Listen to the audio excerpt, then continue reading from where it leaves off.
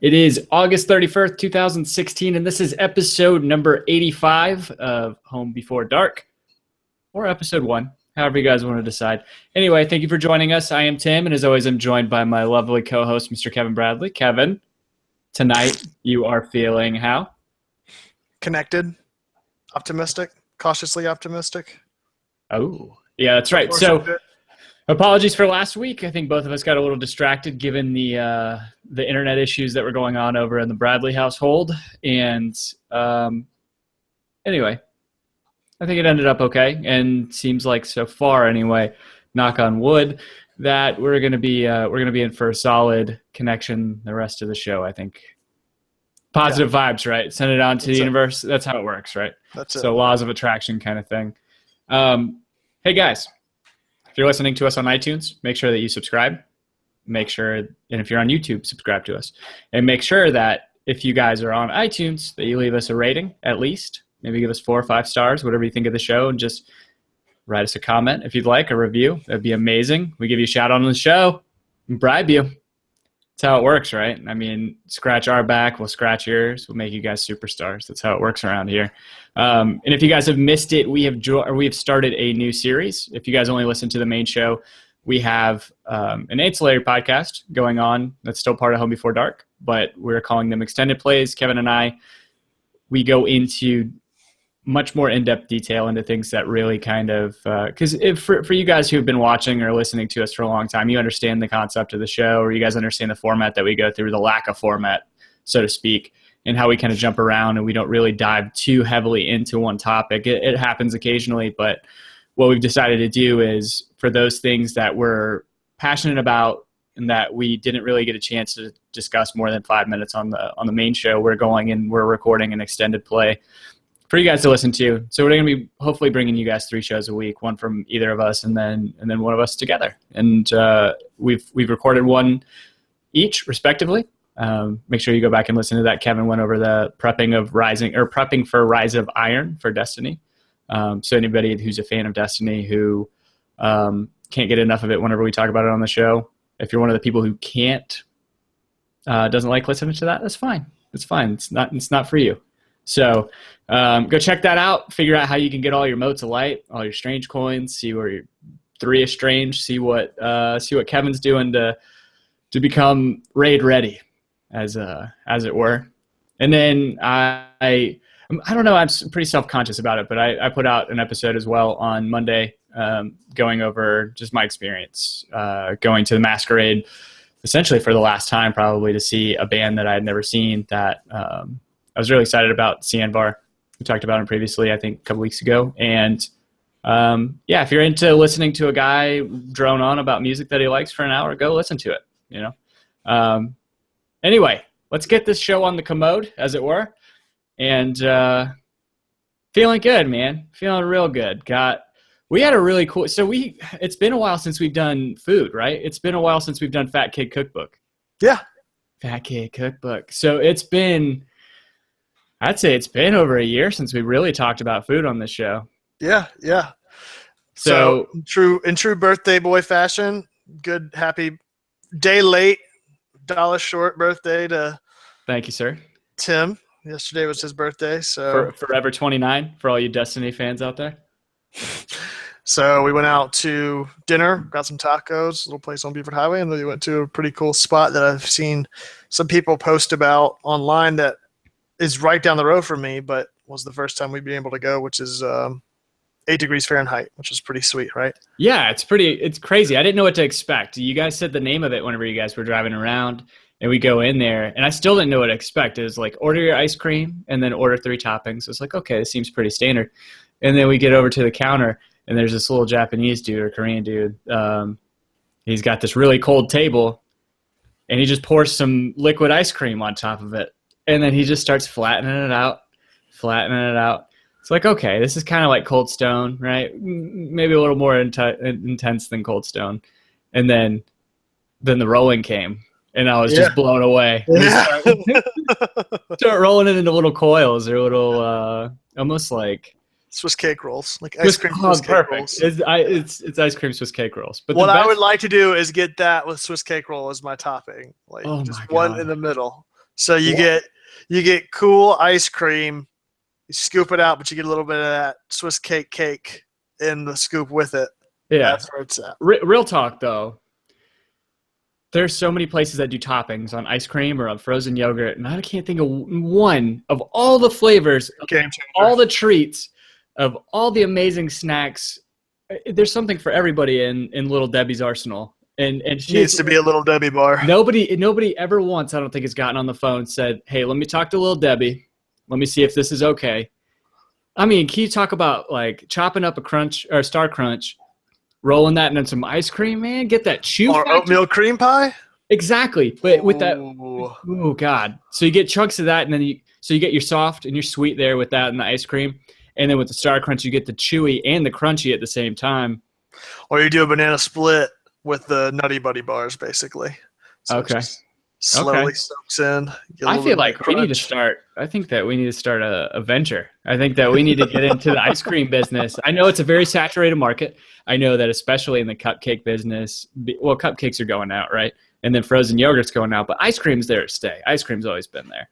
Yeah. I don't know if you've noticed that, but there was such an oversaturation of cupcake places and then of frozen yogurt, like pay by the ounce places, and they're all going away.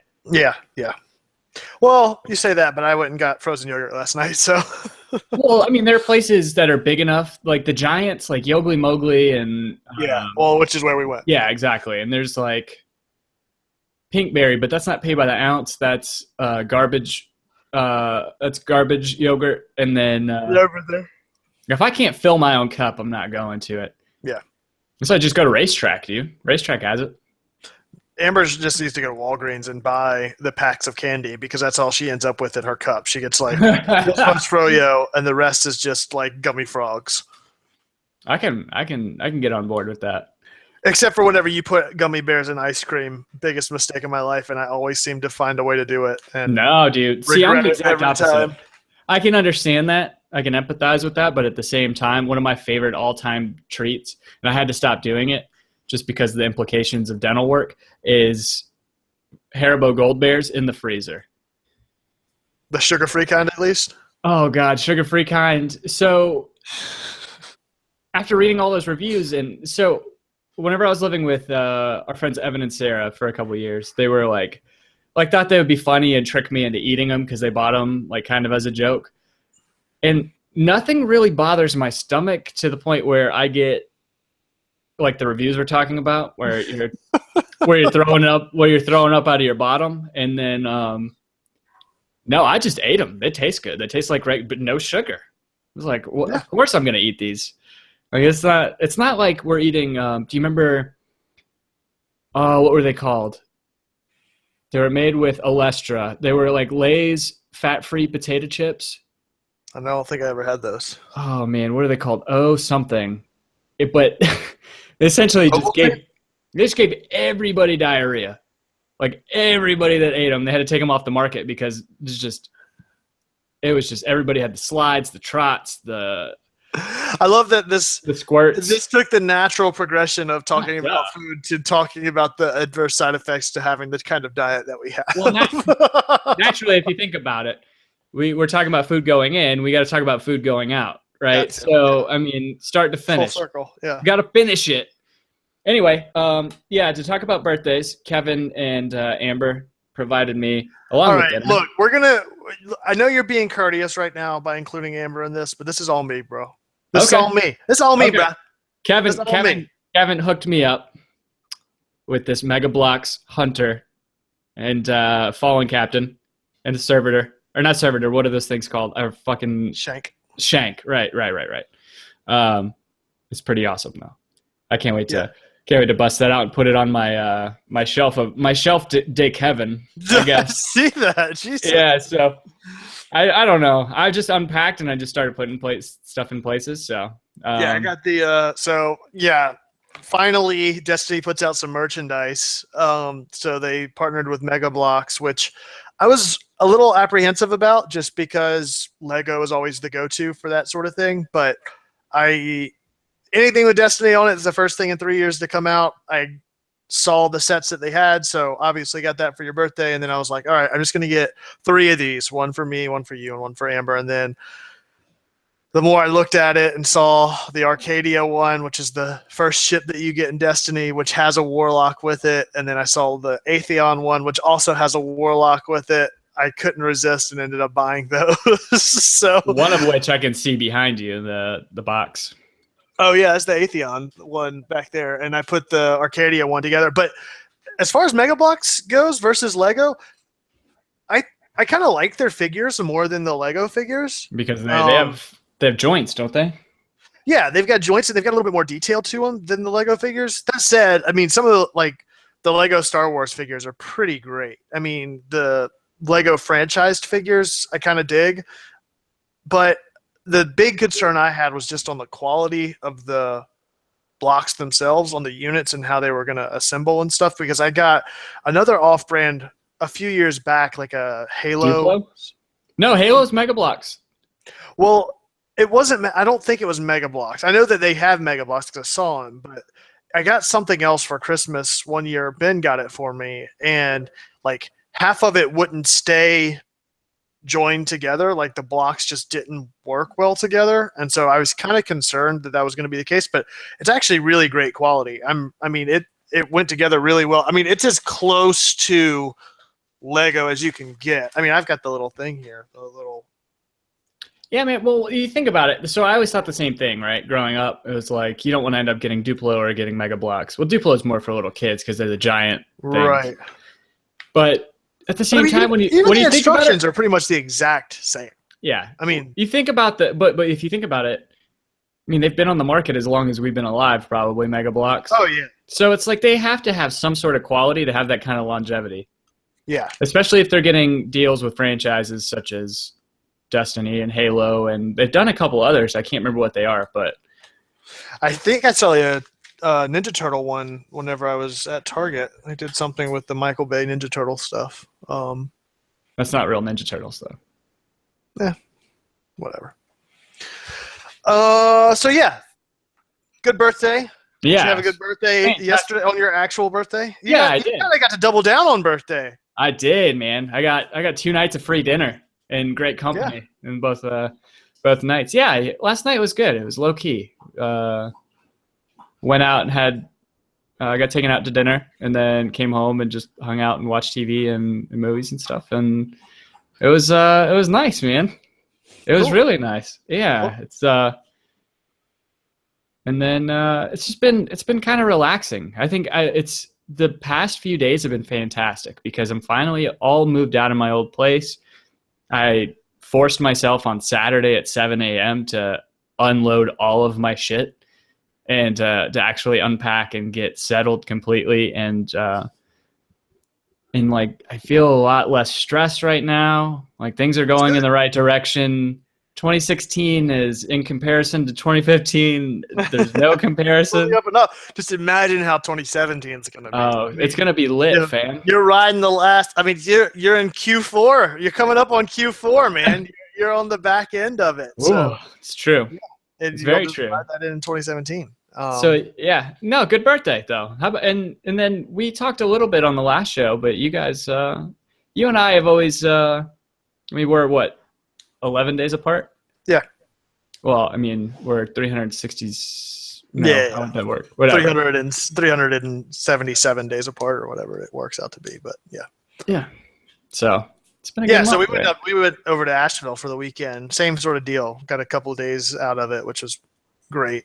I was actually thinking about birthdays since, I mean, I've never been a big birthday person. It's just never really been a big thing growing up. We didn't have a ton of stuff, but like the Asheville trip was definitely my best birthday, hands down. I mean, like, just great trip, best company I could ever ask for. Close second was last year whenever we went out and got pizza and watched Ant-Man and stuff. So it seems like the bar keeps getting raised in adulthood, which is kind of great. Good, yeah. But it got me thinking. So that's the actual birthday part of it, like what you do. But there were definitely, just like there were Christmas toys, there were also birthday gifts. So what was your favorite A, birthday, and B, favorite birthday gift that you got growing up? That could be a Shit. fun listener interaction thing too. Yeah, I don't think I have that off the top of my head. I'm telling you, man, my brain is only reserved for trivia. It's not reserved for remembering that kind of stuff. Shit. Probably one of I'm gonna have to come back to that. I don't even know. Simmer on it the rest of the show. Drop it at the end of the show. Mine was best birthday was definitely this year. Had an absolute blast in Asheville, but best birthday gift had to be, or like, there's two that are memorable, but one that really stands out was that my aunt made me a Power Rangers cake for what must have been like my 6th or 7th birthday. And I just remember it because she had gotten the Red Ranger toy and the like motorcycle that went with it, and it was on the cake, and it just blew my mind, like that it was That's part awesome. of the cake. So that's always stuck out to me. And then whenever I got a little bit older, my mom got me like a multi-disc CD player stereo thing. Actually, you know, that's probably, it's great. So you just jogged my memory. So I think my favorite birthday gift ever, just because the implications of it, moving into adolescence and adulthood, which is funny to say even in adulthood because you and I both play it, but it was it was 99, so it was my 12th birthday. My dad took me to KB Toys in the Jessamine Mall in Sumter, and I got a blue Game Boy Pocket, not Game Boy Color, and Pokemon Blue with it. Okay. So it was blue on blue, and my brother Andy had a red Game Boy Pocket with Pokemon Red that he had for a while. So it was fun because I'd gotten a leg up because I had been playing Blue on an emulator on my computer for because I was broke. We didn't have a whole lot of money. It was birthday. Yeah, birthday and Christmas was the time to get that stuff. Yeah. And then so I'd played the shit out of it on my computer, and just the testament to the replayability of that game is that I was still like clamoring to get an actual physical copy of it and continue to play it for hundreds of hours. So, and then favorite birthday, probably go back into childhood too. Hold on. It's going to take me 2 seconds. Stay with me. Yeah, so the gaming thing, like, that's interesting. I don't think I ever got a gaming gift on my birthday that I can really remember. I mean, my sister for years would get me my Xbox Live membership every year, but I don't really count that. But whoa, shots fired. No. I just mean like console or actual game. No, I take that back. Chris, my cousin, actually got me Ocarina of Time for my birthday. That was pretty great. It had the gold cartridge on it, but typically that was Christmas. Like, so Pokemon I got on Christmas. Super Nintendo was Christmas. That was mainly Christmas stuff. I think I've only had one or two like gaming birthday gifts. Also, you and I fall in the weird category. Probably me more so than you.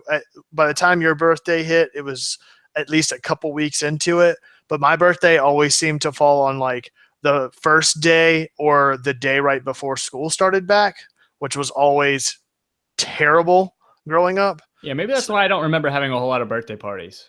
Yeah, same here. We were poor, but that was the big one for me. But I wasn't going to go. I mean, we were poor. Like, I mean, we didn't have money. We ate a lot of spaghetti. Yes.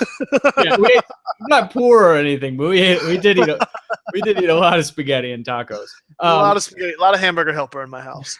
Mom's spaghetti. So I think it had to have been my 9th birthday, because and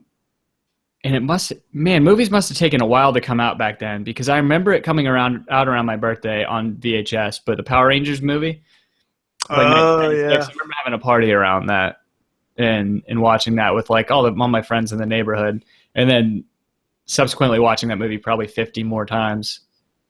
It was so bad, but it was so good, right? That was I mean, actually one of my favorite toys. Was the White Ranger Falcon Zord that they came out with that movie. That was so cool. It had the little light up wing tips, like the rocket tips. yeah. Oh, it was so great. I The think little mouth opened up, which I thought was like the coolest part. Like that little, just that little detail, that little intricate detail that the mouth would open up and shut. It was really cool. I think my favorite toy from the Power Rangers movie was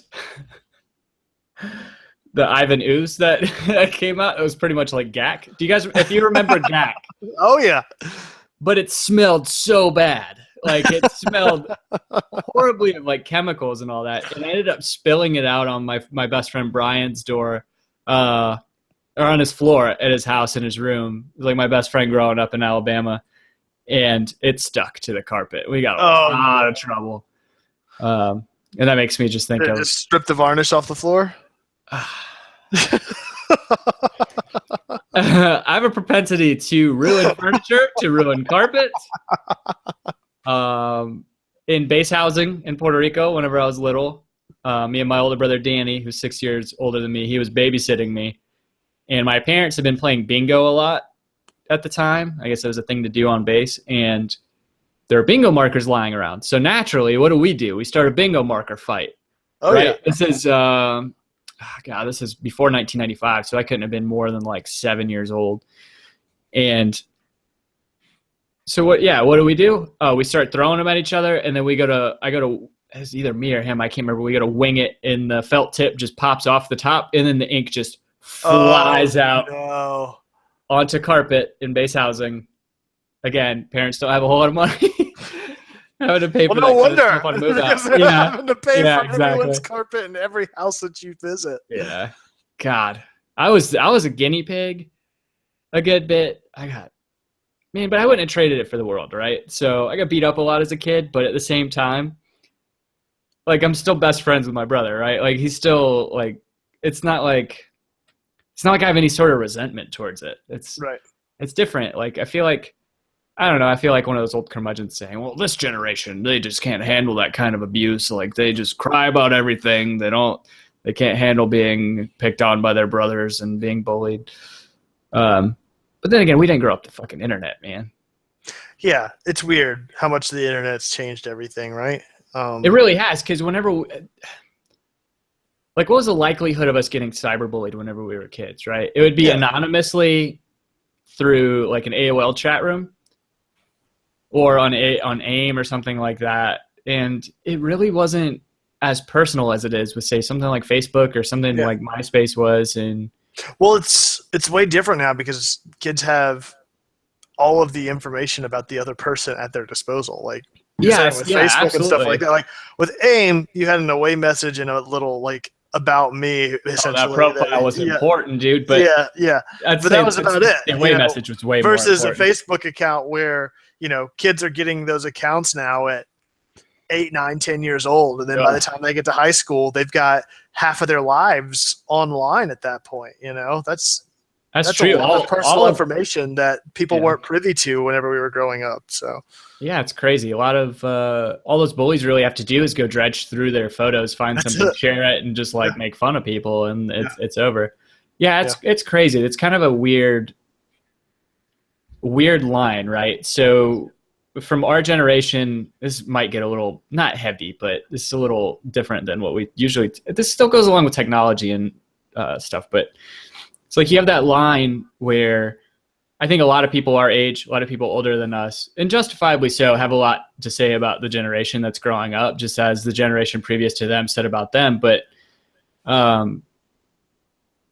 where you can say things like, we had it so much harder, or these kids, like I was saying, can't take criticism. They can't, like, it's all participation trophies, all that stuff, but the where that line is kind of met, or where that line is drawn is, I think it is at that bullying thing, because we didn't have to deal with that. We had like in-face bullies, and we had in-face razzings, as it were. And like in our parents' generation, same thing. Like Eddie down the block was putting them in headlocks and nooging. I mean, it wasn't. Right. I don't know. It's weird. It's weird to think about, but I don't know. I just feel like, and I was talking to my parents about this one night, that our childhood was so much different, and you know, a lot of people will say, and I kind of agree with it, that social media has, and the internet in general, has kind of desocialized our what am I trying to say?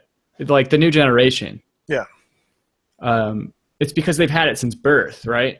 So we see it as a novelty. I think it was my sister was saying that. It's like, you know, we see it as a novelty more than anything. They see it as like a utility, right? Like it's an everyday part of life, and it needs to be. I don't know. So I guess it's all about perspective at that point, but I don't know. I don't know where I wanted to go with that, but it's just, I don't know. But at the same time, the flip side of that is that you also can't tell who's being who to take at face value versus who's being who you're having a genuine interaction with online either, because there's a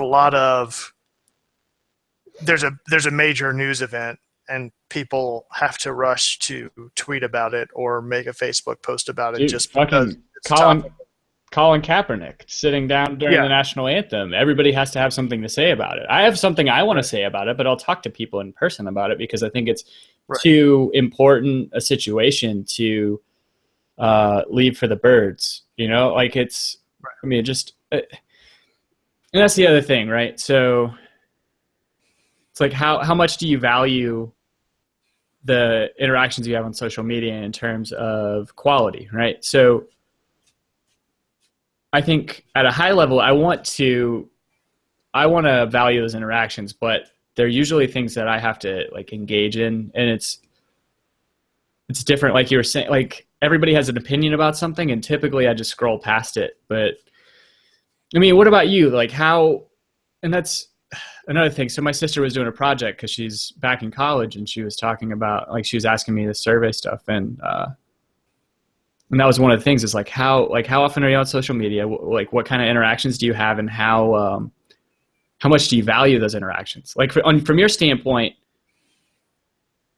just on a day-to-day basis, how valuable, or how much do you, just to, not to put you on the spot or anything, but just from like a personal standpoint, or from maybe in a broader standpoint, how much should we invest in terms of quality, or how much quality should we see in the interactions that we have on social media, right? So I think we're in the rare category where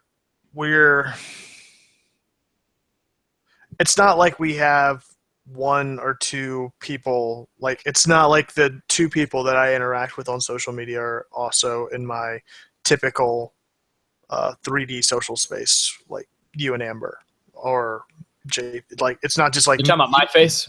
Yeah, it's not like you. Yeah, it's not like you, Amber, and JP are the only people on there. There's a lot of other people that I'm acquaintances with or know in some aspect or another in town or just online, that I get far more out of those interactions, but it's not so much that there's a lot of just passive interactions. So to that standpoint, I feel like I'm in that sweet spot. I mean, where there's interactions with, so much so as even more recent interactions with, I would consider Xbox Live social media.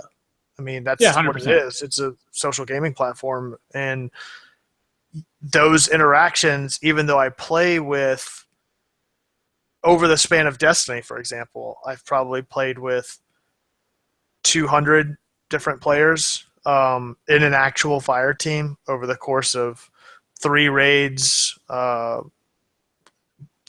expansions, 4 expansions, whatever it is, 3 years.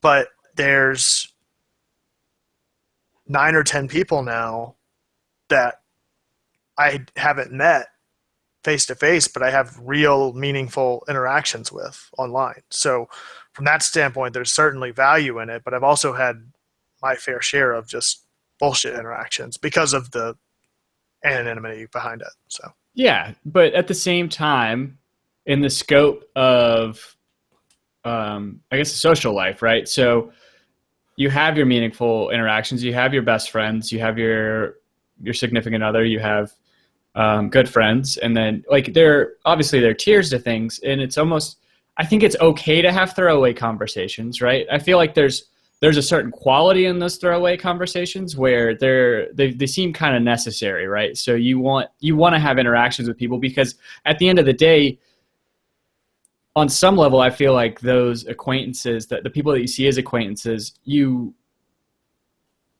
on like a deeper level, you are seeking more than that with them for the most part. And Well, it's that's like, the way I got all of the friends that I have in Atlanta right now. yeah, I mean, Ryan, JP, Neil. I mean, the people that I communicate with on a regular basis. I mean, whenever we moved here, it was like I knew Amber and you, and that was it, and Danny yeah, and Jen, obviously. But now I've got this and Brody. I mean, there's a group of people that I communicate with regularly. Brody, I've been slacking on. I need to get in touch with him. same here. He actually posted a new review for us on iTunes. I meant to text him and tell him thank you, but Oh, that's awesome.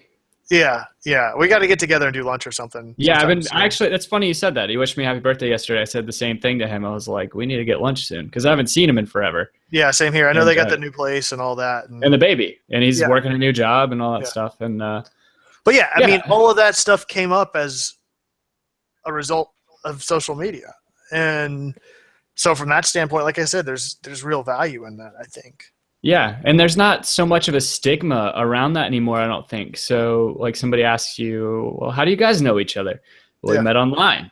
Yeah. And it used to be like, maybe still in some circles, like people who are a little more closed-minded are gonna be like, "Oh, wow, really?" Like, Or older. That's the other thing. yeah, like you can't go out and meet people. Like for me, for instance, as I wear this Bane shirt, I don't drink, so I don't go out to bars, and like I don't get into typical social interactions. So outside of maybe like soccer games, but so it's, I mean, yeah, I'm pretty much the same. So whenever I moved to Atlanta, I had, you weren't here yet, but just people I've known from places I lived in growing up in Alabama and South Carolina that just so happened to come to this mecca that is Atlanta in the South. So it's like all my relationships in Atlanta outside of the people I've met on Twitter or at work have been people I've known for 10 plus years. So, Right. Yeah. So, yeah, sorry to get off on such a long tangent on that stuff, but no, that's what the show is here for. I love it because we set out with an agenda of things that it's kind of weird because it's like I hold back on talking about a lot of the pop culture stuff because I don't want us to run out of stuff to talk about on the show. And then we end up having a really meaningful conversation, which is the whole thing that I really enjoy about the show is that we get these sporadic moments of tangential conversations that just start on a whim and then run 30 minutes. And then it's like, yeah. I spend a decent amount of time. So like, I don't know, just philosophically, I don't like using that term because I feel like that's not what I'm doing. I'm just thinking on kind of a sociological level, like in terms of interaction with people. And I've always been, you probably know this, you've known me for so long that like I try and see the best in people and I try and give everybody the benefit of the doubt. I don't try and cast aside anybody because I feel like humans are inherently good. And I feel like from the most part anyway, there are obviously people who have mental instabilities or people who are, well, I guess sociopaths would still fall under that line. But anyway, I feel like everybody has some sort of good intention in them. And I feel like it's funny. I was listening to a podcast with my favorite, I think he's my favorite musician of all time, Keith Buckley from Every Time I Die, where he was talking about, and I wholeheartedly believe this, that it's bullshit whenever people try and say that the universe is just nothing but chaos. Because everything works too perfectly, everything fits together too well. And I wholeheartedly believe this to be anything chaotic. Like everything it's like whatever you want to call it. You want to call it God, you want to call it energy in the universe, you want to call it whatever. But I just feel like I don't know. And the older I get, the less, like years ago, I probably said, oh, you're talking about positivity, being positive and that, like being contagious and that is, oh, that's bullshit. Like that's, but I mean, you think about attitudes really are kind of contagious. And like, I mean, probably for like a fleeting moment, whenever somebody smiles at you or says, hey, thanks for like holding the door or something like that, there's a little impact there. I mean, it's little things I think like we're that. all products of our environment. I mean, that's been proven with raising children, and I think the same thing is just as valid in workspaces or in social interactions as we get older. I mean, if you're in an environment that you're not happy with, you're not going to project a happier self, and then the people around you aren't going to be happy to be around you, and it's just sort of a domino effect. And I think the same thing can be said about social media. I mean, it's very contagious as well, and we've talked about that before, where it's sort of sometimes it gets to be cool to be the person to poo-poo everything, and it just gets to be contagious. And it's like, oh, these people whose opinion is acclaimed by a certain group of other people have this opinion, therefore that must be the opinion to hold, and it's negative, so it just sort of snowballs down rank and file essentially throughout the masses. So yeah, it's crazy. Yeah, I too enjoy these kind of discussions, because I think these are discussions that people have kind of on a daily basis, or maybe want to have. Anyway, there's plenty of pop culture to get to. There's we got another 18, 19 minutes, 20, let's call it 20 minutes. We can go over a few minutes. We got some stuff to cover. There's stuff that definitely that two of us have talked about that we want to go over. I don't know where you want to get started. Maybe Titanfall? Yeah, that sounds great. Okay, so 2 weekends in a row, I failed to load up the tech test. 2 weekends in a row, I had a lot going on that kind of would have kept me from doing the tech test. So I had a couple questions for you, because we did kind of discuss it after the first weekend. And you got to play it off and on this past weekend, considering your connection that was going on. Yeah. So a couple things. How's the pilot versus pilot stuff? So, yeah, I mean, it's fun, but ultimately the draw to that game is Titans. It's not called Pilotfall. It's not Yeah, Pilot. Exactly. I mean, it's a fun variation, especially to get better at honing those skills for your pilot versus pilot interactions, which are going to give you the stats you need to get your Titanfall accessed, essentially. So, I mean, you have to get kills as a pilot in order to bring in your Titan. So, to kind of work on the gun game and the FPS version of it, I think it's pretty fun. And it's also one of my favorite new mechanics is pilot action, which is the grappling hook and being able to grapple. Took away one of my questions. But using that grappling hook as a melee addition is pretty fucking fun. So it sounded like, I was in the party. I don't know what I was doing, eating dinner or something like that. Xbox Live is meaningful, man, because I'll get on there and I just get into the party with you guys and I'm doing shit. So you guys, you think you and Daniel are playing whenever, shout out to Daniel, by the way, Daniel Parks. Good dude. So you guys were playing whenever the matchmaking was broken. You couldn't play with each other, so you guys were playing in different games, and I kept hearing you guys talking and shit, shooting the shit back and forth about the game. And I think you had just gotten a kill with the grappling hook, right? Yeah. And then he's like, wait, how the hell do you use this thing to kill people? So my question with that is, every FPS has a troll weapon, right? Every FPS, even Destiny's troll weapons end up being some of the best in the game if you're good with them, like No Land Beyond. I guess year 1 universal remote, not this bullshit one that's in year 2. I think Havoc Pigeon is still that way. I mean, it's got sidearms have gotten a little bit more love, but I think it's still kind of a troll weapon. Yeah, pre-April update for sure. Or even now, if you're using Vestian Dynasty and you're killing people in killing people. Yeah. Anyway, so it's like the hatchet in Call of Duty, so this seems even way worse to get killed by. Yes, because you're extremely vulnerable if you miss on it. So it's a real,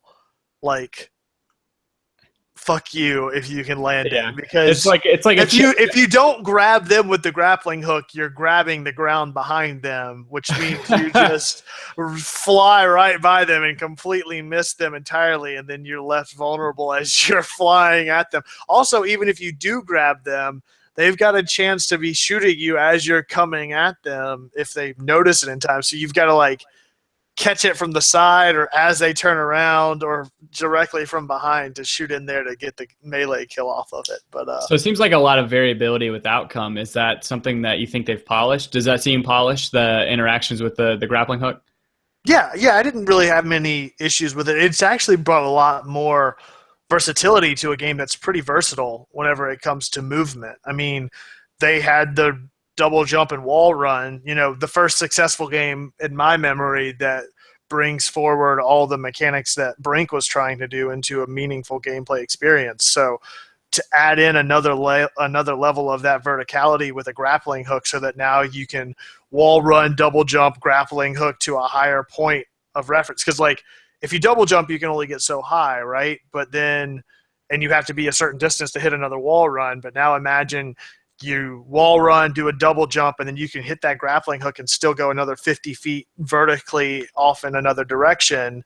It adds a lot more dynamic to the map and the way that you move throughout the map. And you also use it for grappling onto enemy titans. Like if there's a titan walking by, instead of trying to like run up and jump up onto it, you can use that grappling hook to kind of shoot over to it really quickly to engage it. So sounds like fun.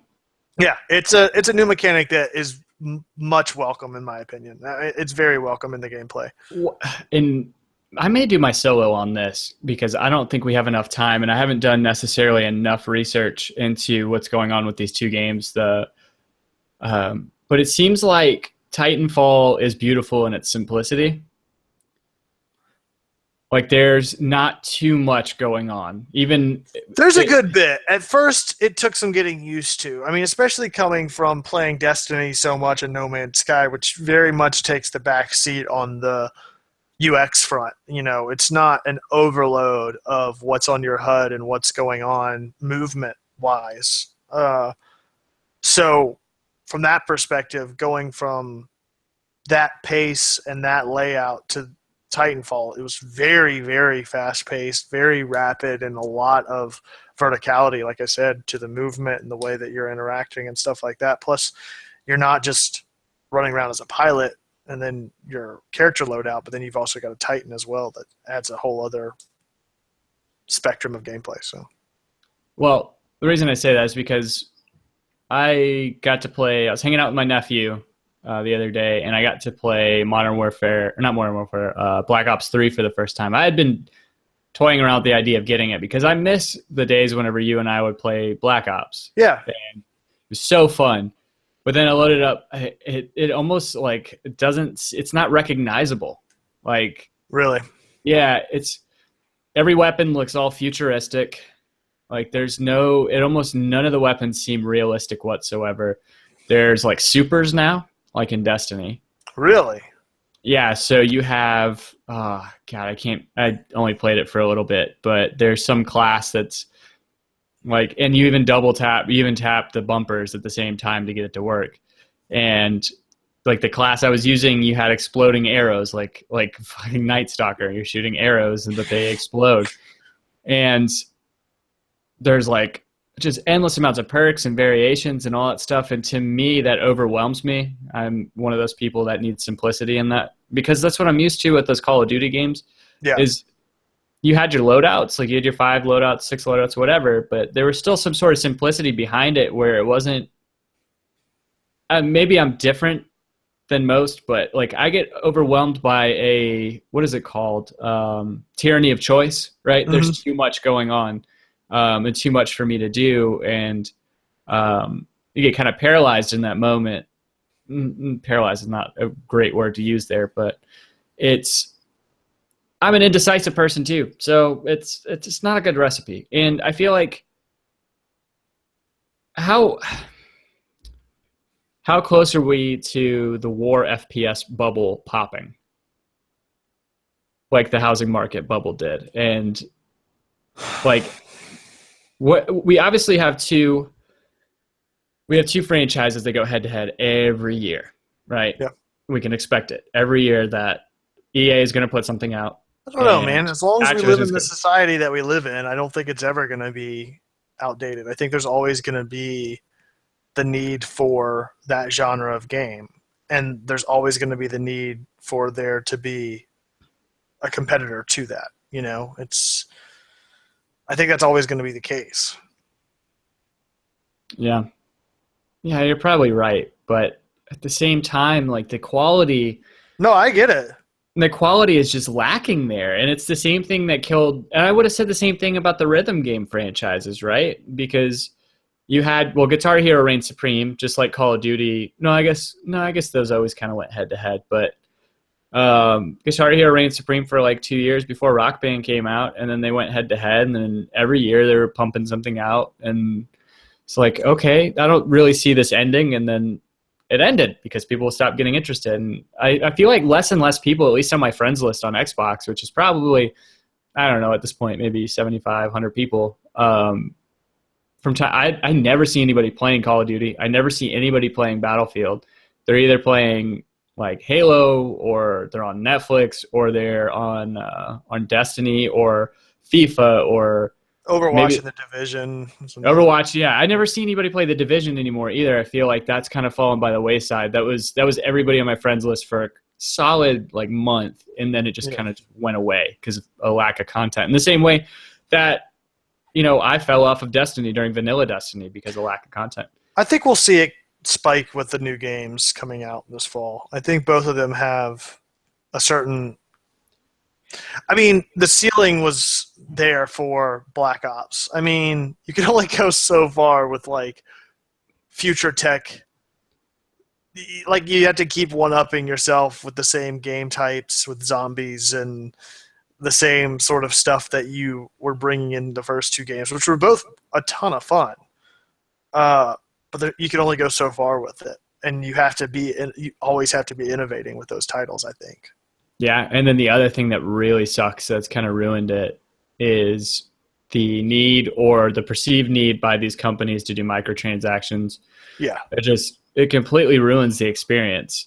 The appeal to me, you know, this is what's so backward and kind of got me thinking about it, is that the appeal that I've heard everybody aside from my 10-year-old nephew talk about for buying Infinite Warfare, or this was called, right, Infinite Warfare. Yeah, is pre-ordering it, getting the deluxe edition, and getting Call of Duty 4. Right. That's remastered Call of Duty 4s, but it's going to end up just like Master Chief Collection did. It's just going to be... Yep. I bet the support's going to be shit. Like the... Oh, yeah, because they're not going to care. I mean, they're going to put all their support into the game that they're releasing, not into this afterthought to get people on board with a game that's 9 years old at this point. Yeah, for sure. So I think the appeal more so for me would have been if I would get one, and I told you I'm kind of wrestling with the idea of getting one, is to get Battlefield 1, just because I've always asked for that. I've always wanted them to go even further back than World War II, because that was always the staple, and do something with World War I, or even go back and do something as silly as the Civil War or Revolutionary War. Like how crazy would that be if there was a Civil War game? Like, I don't think that would blow over too well, but just because you're selling it to America fighting America, you know what I mean? It's maybe you can do Revolutionary War. That'd be cool, because you can do like ship battles. You can do, Assassin's Creed essentially, right? I mean, yeah. And then there was a good game on. It was actually a Half-Life 2 mod, and I honestly am losing. It'll come to me later, sure, but there's a Half-Life 2 mod that did Revolutionary War shit. It was fun. It was funny at the same time, too, because if you shot your musket, you were fucked if you didn't hit somebody. Yeah. So you were running like cleaning your gun the entire time, and God, those mods are so fun. But I can't remember the last time maybe on Nintendo when they put out North vs. South. There was a Civil War. There was like a Civil War game, North and South. Really? Not North versus South, but North and South. Yeah, my brother used to every time we went into the Blockbuster, he would try and rent it, or he would rent it. So and he always had the power over that stuff. It was kind of crazy. Like, and you go back and think about it, it goes back to the whole sensitivity thing. Like, kids are more sensitive these days. People are more sensitive these days, more politically correct. Like, this is early 90s, late 80s. And they put out a game about the Civil War and made it cartoony and kind of like fun in a way, I guess. Right. Like, they couldn't do that now. Like, we can make fun of, or we can kill Nazis all we want, right? We can kill Middle Eastern terrorists in games, or we can kill Russians in games. But if we were to kill other Americans that are fighting like below the Mason-Dixon line or above the Mason-Dixon line, that would probably not blow over too well, because, and then all the other stuff that would go along with playing a Civil War campaign. Oh yeah. Yeah, there's I want to find a company brave enough to try that. I'd be on board for that. It would be interesting. And I feel like if they did it right and they didn't pull any punches historically and try and sugarcoat anything, that they could put be one of those games that did an adult-only rating, not just mature, like the AO, like, which you never saw in anything other than maybe Leisure Suit Larry or the Guy game or something like that had nudity and all that back in the day. And I don't know. I think it would be great. But at the same time, just like, how many times can you rehash the same game mechanics and same... I don't know. I guess really, when you think about it, everybody in a genre of games has been pretty much reskinning a previous iteration of that genre. So I guess it's just infinite in that way. And there are very few games that kind of break that mold and go off and do their own thing that aren't like something previously that you can't compare it to previously. And those usually stand out. It's rare. Speaking of which, I really, really want to play. God, and my brain's not working right now. I got ice cream in it, but there was a game that came out using Game Maker Studio. You know what I'm talking about? It's like almost like a 2.5D. Oh yeah, what was it, like something Light Drifter or something? Yeah. Hyper Light Drifter. Yeah. Yeah. Thank you for jogging my memory once again. But like games like that, like in Limbo. Obviously, they're gonna, the games that break the mold get skinned over, and there are plenty of Limbo clones. They're going to be Hyper Light Drifter clones. But in Hyper Light Drifter, the only thing I could think of in watching the gameplay of it that looks even somewhat similar to anything is Bastion. And when I think about Bastion, there's really nothing before that I can think of to really compare it to. And that's I don't know. Yeah, and then they can. As long as people are willing to pay, I guess. Your value is what somebody's willing to pay for it. So if somebody's willing to pay $70 to play your game or $60 to play your game, I mean, as long as it puts as long as you have your title on it and all that stuff, even if you get bad reviews, like we've seen, it doesn't really matter. Games really don't tank anymore. No, I can't remember the last game that tanked. I mean, even No Man's Sky, which isn't getting a ton of critical acclaim by hardcore gaming audiences, still made a shit ton of money. Yeah, for sure. So, yeah, I don't know. Speaking of tanking, I have a new guilty pleasure on Netflix. It's actually, I think I'll stand for it. I'll stand up for it. And that it actually has decent ratings on IMDb and stuff, which I guess is kind of surprising considering the show it is. You can tell that they're trying to go after the new girl audience in a lot of ways. But Crazy Ex-Girlfriend, have you heard of it? I have seen it show up on my like trending thing on Netflix, but I've never watched it. Yeah, I watched the first episode, and then I just have been watching it every opportunity I can since. It's a perfect like watch before bed sort of show, watch laying in bed show that doesn't really seriously. It's just sort of a fun show to watch. Like I said, it's it definitely goes along the same lines as New Girl in a lot of ways, in that there's this sort of markedly quirky female protagonist, but that also sings. But the singing is more at the forefront of this show, and there's actually like whole song numbers from it's not going to be up your alley at all.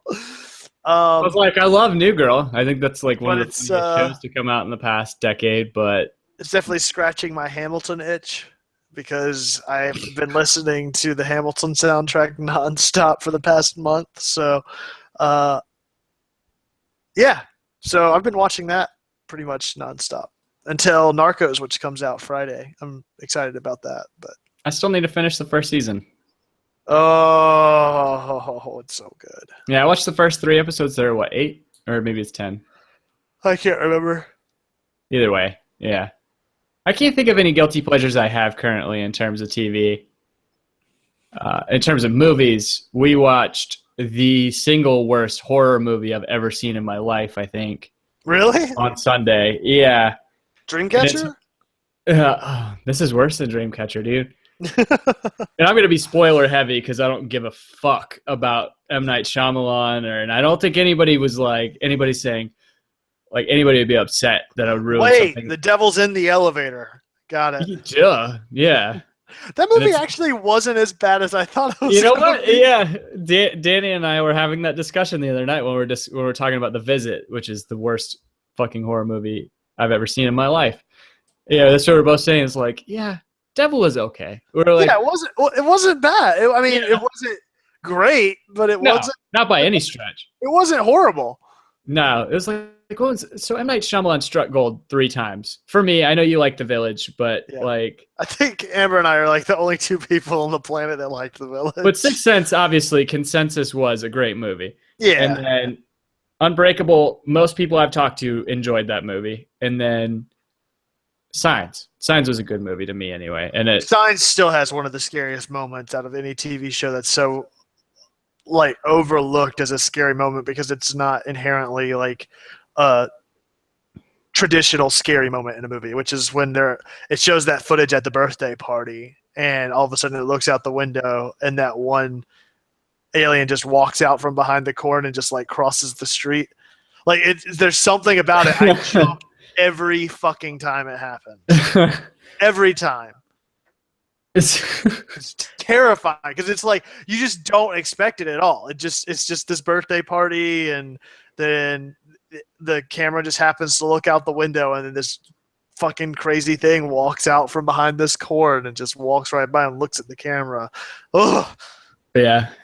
So, do you know what I'm talking about? The Visit? Gangy That's the movie. The one like they go to grandma and grandpa's house or something. Yeah. So the whole premise is like these kids go and spend a week with their grandparents, and they notice they're acting weird and all this, and like they start seeing crazy shit. Are actually the grandkids. Yeah. Big twist. No, so it's funny. We're sitting there watching it, and I was telling her, I was like, I bet the twist is that there's no twist. I bet they're not aliens. I bet they're not monsters. Sure as shit. They're just crazy fucking serial killers. It's crazy old people. That's all it is. So the whole premise is like the mom hasn't talked to her parents in 15 years. The kids have never met their grandparents. They have no idea. Conveniently, they have no idea what their actual grandparents look like. So there's nothing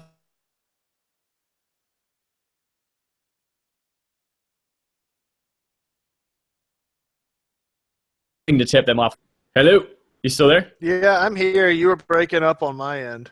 Yeah, I lost you first. Like it went frozen for a second. I think we're all good it just now. froze. We got so close to making a clean run of it. Man. We went over the hour mark. That was was it. Now we're turning into pumpkins. We got pumpkin internet again. Pumpkin internet. So conveniently, these kids have never seen what their actual grandparents look like. So they have no idea when they get there to say, these aren't my grandparents, whatever. And it's like this really annoying little kid. Did you ever watch Even Stevens? Oh, yeah. Yeah, so Beans. You remember Beans? No, I don't remember anybody but Shia LaBeouf, the dad, and Ren Stevens. And Ren Stevens, yep. Ooh. Races and all. Christy Carlson Romano. And then she did that animated show. What was it like? Something Kim Possible? Kim Possible. That's it. So yeah, the kids go see their grandparents, and the grandparents are acting weird. The grandma has some disease called sundowning. When the sun goes down, she goes crazy and all this stuff. So they get like the granddad's like, you know, you lock yourself in the room, like don't come out after 9:30, blah blah blah. Don't go down to the basement. There's black mold down there. We don't want you to get sick. So anyway, finally, like after all this stupid shit happens, the mom actually fell asleep during this part. I had to get it told to me, but the mom's finally on like Skype. And she's like, they're acting really weird. You need to come get us, bring us home. She's like, well, what are they doing? So she turns the camera to him and she's like, okay, I need you to be calm. Those aren't your grandparents. Call the police. Whatever. Yeah, and the grandparents are dead in a freezer in the basement, the black mold. Don't go down there because you'll see your grandparents down there. Right.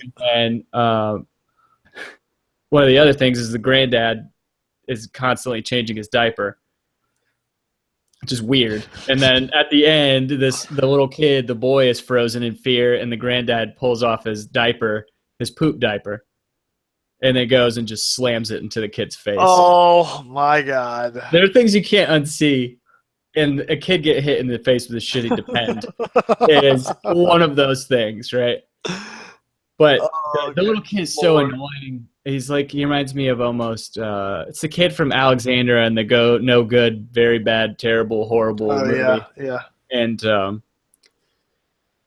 like he's rapping throughout the whole thing. Like he's constantly talking about how he can freestyle, and he tells somebody swerve bitch and stuff. Anyway, and at the end, it was kind of funny at the end when he was like, he started rapping about how his face was like, he had so much poop on his face, he had to use 2 bars of soap to get it off. Ugh. Yeah, but it was so bad. And it's crazy because it's like his highest rated movie on movie sites in years, in like a long time. It has like a 64, and I don't trust Rotten Tomatoes for this reason, 64% of Rotten Tomatoes. Whereas, so you can have an entirely shit movie that's terrible from start to finish, that's like 64%, and then you can have Fantastic Four, which, albeit after the second act, is pretty bad, but the first 2 acts had pretty good groundwork and good acting towards a decent movie before it just completely went to shit. Yeah. Like 4% on Rotten Tomatoes. So I don't understand how that shit works. Ratings, man. What's Christy Carlson Romano doing now, though? That's what I knew that's what you were doing. That's what I'm looking at. He's still got a net worth of $3 million somehow. Damn. All that even Steven's money. She got out before she got crazy into drugs, I bet. So, did she get hardcore into drugs? No. I mean, she got out before the whole Disney star typical downward spiral. I don't know. Some of them make it out, right? Selena Gomez made it out. Hilary Duff made it out. Yeah, some of them make it out. Some of them don't. Miley Cyrus was just doomed from the start, I think. Shia LaBeouf is just fucking batshit. I don't think that's drugs. I think he's just batshit. I think he just has a chemical imbalance in there somewhere. Exactly. So we are, as you said, we're past the hour mark, I think. I want to say we started at around, let's see, is there anything? I think we hit around 9. Yeah, that's true. So I feel like we have some stuff to whet the appetite for next week. Is that what we're going to do? Yeah. On the show? Yeah, that sounds good. So one of the things I was going to bring up to you, we've done this before, I believe. God, it's been so long. But thinking about doing a college pick'em, doing a home before dark pick'em bracket or pick'em. If we're going to do that, it's got to be within the next day or two. Yeah. Because they have 3 ranked teams playing tomorrow. So anyway, what? Are there? Yeah. Who? It is. I know Michigan State. South Carolina Vanderbilt's tomorrow. Hold up. I thought most of the games were really this weekend. I know we've got USC Alabama, Clemson Auburn, FSU Ole Miss. I'm sorry, two ranked games, but one's Charlotte and Louisville. Louisville's number 19, and then tomorrow night also App State versus Tennessee. It's Tennessee at number 9 or at ranked number 9 is ridiculous to me, and I feel like they're going to lose pretty early on. Oh yeah, no, I'll be watching the USC Vanderbilt game tomorrow night for sure. Anyway, I can get that set up. I don't really know much about college football anymore, so I'll get that set up. And but how do you get that set up and open to the public? Can we just tweet out a link to it? Yeah, sure. And anybody can join? Absolutely. Okay, that's what we'll do. Yeah, and then I had my fantasy football draft like last Sun or this past Sunday. So, have you had yours yet? No, I don't know if I just auto drafted. I don't know. I have to go check that out. I don't pay that much attention to it anymore. I actually made out okay this year, so we could talk sports a little bit next week, which would be good. Maybe I'll still be happy if Clemson's still on top, which I think they've got a pretty good shot at being that way. So we'll see. Um, we can talk about Ren Stevens and Disney stars because now I want to know what happened to everybody. What happened to Johnny Tsunami, man? Yeah. Damn. I gotta know what happened to all these. What happened to Taj Mallory influential- on Smart Guy? And what happened Yeah. to Gordo on Lizzie McGuire and the other girl on Lizzie McGuire? And then what happened to even Steven's brother? What happened to Clarissa Explains It All's brother? Ferguson? Fergface? Yeah. I don't know. I need to know. I need to can't know wait another these week. So we'll do some digging. That'll be our homework for next week. We'll look up Where are they now? some familiar faces and where they are now. So that'll be fun. What else do we got for next week? I don't want to talk about Destiny. No, music festivals. That was one thing we were going to talk Oh about. yeah. I can not bore you guys, but I can give you guys some new releases, maybe some playlist shit. Oh yeah, I've got Dragon Con this weekend, so I can talk about that True. some. You should get some video footage of that. Yeah, it's gonna Just be saying, not to put you on a spot, but yeah. I'm gonna put you on the spot. In the meantime, I've got an extended play coming up. We try to get that up Friday, I think. If I can muster up the courage to put it up. Still on the fence about it, so we'll see how that goes. I wanted to talk about upcoming games. So there are a couple games, including some sports games. I wanted to throw out the idea of starting some online leagues because some of these games support online leagues and having like a home before dark. And we Cool. can maybe do like a trophy, something like that. Maybe not like a physical trophy, some sort of shout out, something. Yep. Shit talking. Maybe once we get the website up and get forums up, all that, maybe we can talk shit. Yeah. Cuphead. That's another thing. Oh yeah. And then, and I want to get more into the whole FPS thing. Okay. Yeah. Yeah, that sounds great. I think we got a good lineup coming up next week. Until then, thanks for joining us, guys. Like Tim said at the start of the show, be sure to throw up 5 stars on the ratings and iTunes and subscribe. You can find both of us on Twitter. Tim, where can they find you at? You can find me at Tim Herb. It's my name. You can find me as well at The Architect. That's at _ARC, the number 1, TECT. And you can find us collectively at Home B, the number 4, Dark. That's on Twitter. And yeah, thanks for checking us out. We hope to see you again soon. Like I said, you'll have an all-new extended play for your ears very shortly. And another episode right around the corner. Until then, as always, be home before dark.